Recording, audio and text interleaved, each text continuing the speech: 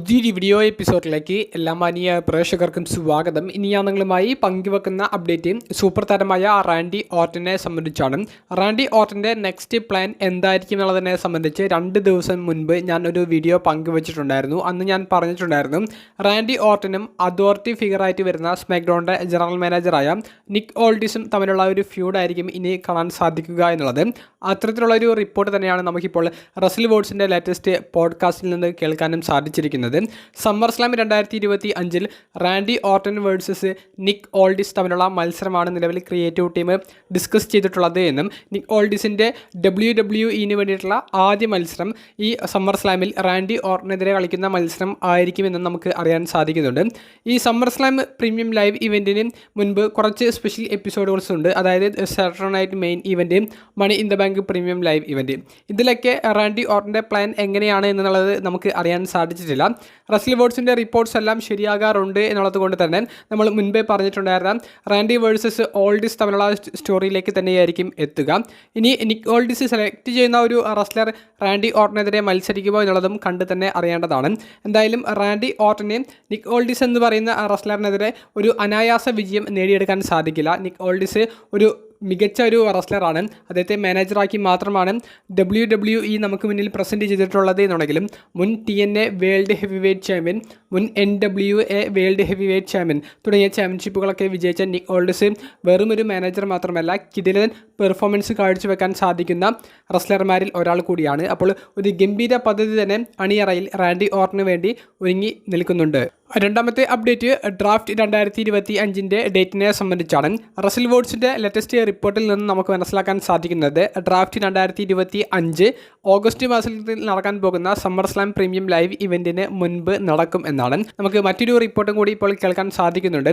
ചിലപ്പോൾ മെയ് മാസത്തിൻ്റെ അവസാനം തന്നെ ഡ്രാഫ്റ്റ് 2025 നടന്നേക്കാം എന്നുള്ളത്. അപ്പോൾ ഒന്നും തള്ളിക്കളയാൻ സാധിക്കില്ല. ഡ്രാഫ്റ്റ് 2025 മെയ് മാസത്തിൻ്റെ അവസാനത്തിലോ അല്ലെങ്കിൽ ജൂൺ മാസത്തിലോ നമുക്ക് കാണാൻ സാധിക്കും. സമ്മർ സ്ലാമിന് മുൻപ് ഡ്രാഫ്റ്റ് 2025 കംപ്ലീറ്റ് ചെയ്യുമെന്നുള്ളൊരു റിപ്പോർട്ടാണ് റസൽ വോഡ്സ് പങ്കുവെക്കുന്നത്. ഡ്രാഫ്റ്റ് 2025 നിങ്ങൾ പ്രതീക്ഷിക്കുന്ന വ്യത്യാസങ്ങൾ എന്തൊക്കെയാണ്? അത് കമൻറ്റ് ബോക്സിൽ നിന്ന് രേഖപ്പെടുത്തുക. മൂന്നാമത്തെ അപ്ഡേറ്റ് നിലവിലെ അൺഡിസ്പ്യൂട്ടഡ് WWE ചാമ്പ്യനായ ജോൺസിനെയും CM പങ്കും തമ്മിലുള്ള ആ ഒരു ഡ്രീം മാച്ച് ഒരിക്കൽ കൂടി കാണാൻ വേണ്ടി കാത്തിരിക്കുന്ന ആരാധകരെ സംബന്ധിച്ച് നിരാശപ്പെടുത്തുന്ന ഒരു അപ്ഡേറ്റ് ആണ് ഇനി കേൾക്കേണ്ടി വരിക. കാരണം ആ മാച്ചിൻ്റെ പദ്ധതികൾ നിലവിൽ ക്യാൻസൽ ചെയ്തു എന്നാണ് അറിയാൻ സാധിക്കുന്നത്. അപ്പോൾ money in the bank premium live ഇവൻറ്റിലേക്ക് എന്തായാലും സീന വേഴ്സസ് പങ്ക് തമ്മിലുള്ള ഒരു സ്റ്റോറി WWE ബിൽഡ് ചെയ്യുന്നില്ല എന്നാണ് നമുക്ക് PW ഇൻസൈഡറിൻ്റെ ലേറ്റസ്റ്റ് റിപ്പോർട്ടിൽ നിന്ന് മനസ്സിലാക്കാൻ സാധിച്ചിട്ടുള്ളത്. പക്ഷേ 2025 തന്നെ സീനയും പങ്കും ഒരു തവണയെങ്കിലും ഏറ്റുമുട്ടുന്ന സ്റ്റോറി നടക്കുമെന്നുള്ളതും PW ഇൻസൈഡർ റിപ്പോർട്ട് ചെയ്യുന്നുണ്ട്. മണി ഇൻ ദ ബാങ്കിലെ അവരുടെ പദ്ധതിയാണ് നിലവിൽ ക്യാൻസൽ ചെയ്തിട്ടുള്ളത്.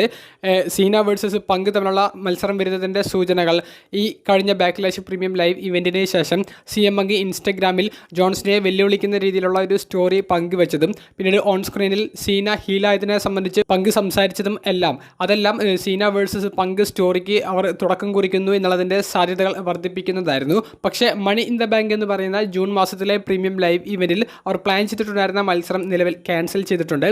മറ്റ് പദ്ധതികളാണ് ഈ 2 റെസ്ലേഴ്സിനും ഉള്ളത് എന്നും PW ഇൻസൈഡർ റിപ്പോർട്ട് ചെയ്തിരിക്കുന്നു.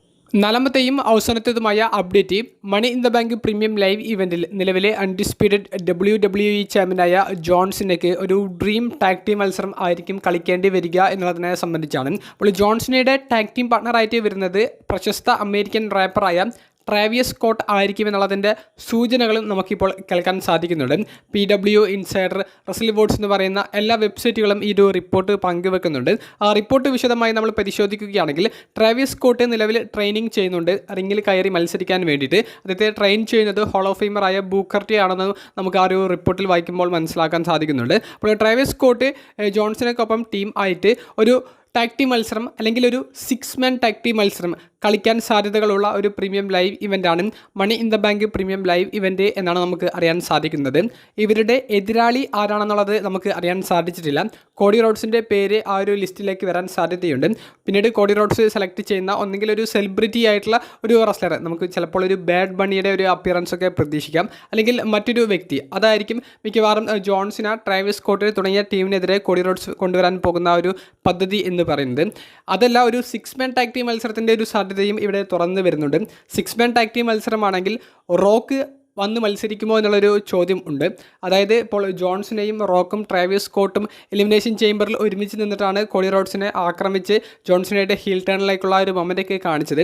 അപ്പോൾ അതുകൊണ്ട് തന്നെ ഒരു 6 മാൻ ടാഗ് ടീം മത്സരത്തിൻ്റെ സാധ്യത വരുമ്പോൾ അവിടെ റോക്കിൻ്റെ അപ്പിയറൻസിൻ്റെ വഴികളും തുറന്നു വരുന്നുണ്ട്. അപ്പോൾ എന്താണ് നടക്കാൻ പോകുന്നത് എന്നുള്ളത് ഇനി വരുന്ന ആഴ്ചകളിൽ നമുക്ക് കൃത്യമായി അറിയാൻ സാധിക്കും. കാരണം ഇനി കുറച്ച് ആഴ്ചകൾ മാത്രമേ money in the bank premium live ഇവൻറ്റിനെ കഷ്ടിച്ച് ബാക്കിയുള്ളൂ. അതുകൊണ്ട് തന്നെ ട്രാവിസ് സ്കോട്ടിൻ്റെ തിരിച്ചുവരവും ജോൺസിനെയും ട്രാവിസ് സ്കോട്ടും ടീം ആയിക്കൊണ്ട് കളിക്കാൻ പോകുന്ന ഒരു മത്സരത്തിൻ്റെ സ്റ്റോറിയും അവർ ഈ ശനിയാഴ്ച നടക്കുന്ന സ്മാക്ഡൗണിൽ തന്നെ ആരംഭം കുറിച്ചേക്കാം. എന്തായാലും അത്തരത്തിലുള്ള ഒരു റിപ്പോർട്ടുകളാണ് നമുക്ക് ഈ വീഡിയോയിലൂടെ പങ്കുവെക്കാനുള്ളത്. നിങ്ങളുടെ വീഡിയോ സംബന്ധിച്ചുള്ള അഭിപ്രായങ്ങൾ കമൻറ്റ് ബോക്സിൽ ഒന്ന് രേഖപ്പെടുത്തുക. അപ്പോൾ അടുത്തൊരു വീഡിയോയുമായി കാണുന്നത് വരെ ബൈ.